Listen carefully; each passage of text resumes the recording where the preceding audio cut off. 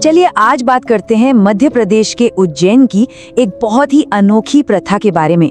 ये एक ऐसी प्रथा है जहां आस्था और परंपरा मिलकर कुछ बड़े दिलचस्प सवाल खड़े करते हैं। जरा सोचिए, क्या कभी ऐसे किसी देवता के बारे में सुना है जिन्हें प्रसाद के तौर पर शराब चढ़ाई जाती हो? सुनने में शायद ये थोड़ा अजीब लगे, लेकिन ये उज्जैन के एक प्राचीन मंदिर की सदियों पुरानी परंपरा से जुड़ा हुआ है। जी हाँ, ये कोई कहानी नहीं बल्कि एक हकीकत है। उज्जैन के काल भैरव मंदिर में भक्त देवता को शराब चढ़ाते हैं और ऐसा माना जाता है कि वो प्रसाद देवता स्वीकार भी कर लेते हैं, क्योंकि वो रहस्यमयी तरीके से गायब हो जाता है। तो इस अनूठे प्रसाद को समझने के लिए सबसे पहले ये जानना जरूरी है कि आखिर काल भैरव हैं कौन। तो देखिए, काल भैरव सिर्फ एक देवता नहीं है, उन्हें तंत्र का रक्षक और न्याय का देवता माना जाता है। वो एक बहुत ही शक्तिशाली आध्यात्मिक परंपरा के संरक्षक हैं।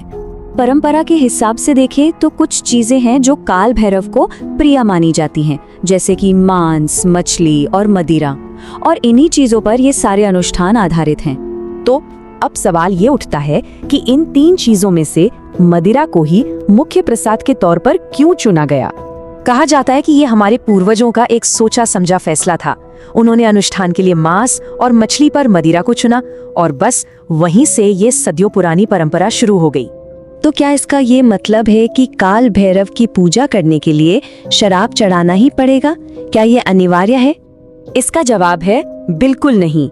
ये परंपरा इस बात की पूरी आजादी देती है कि शराब के बिना भी पूजा की जा सकती है, क्योंकि सच्ची भक्ति किसी नियम या वस्तु की मोहताज नहीं होती।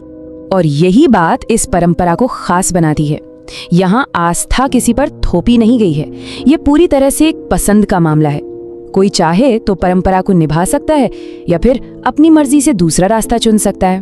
और रास्ते भी कई हैं, जैसे कि काले तिल, सरसों का तेल, उड़द दाल, नारियल, या फिर बस एक दीपक जलाकर और सच्ची श्रद्धा से भी पूजा की जा सकती है। ये सब भी उतनी ही मान्य है। चलिए अब देखते हैं कि ये जो सदियों पुरानी परंपरा है वो आज की हमारी व्यक्तिगत सोच और मान्यताओं के साथ कैसे मेल खाती है।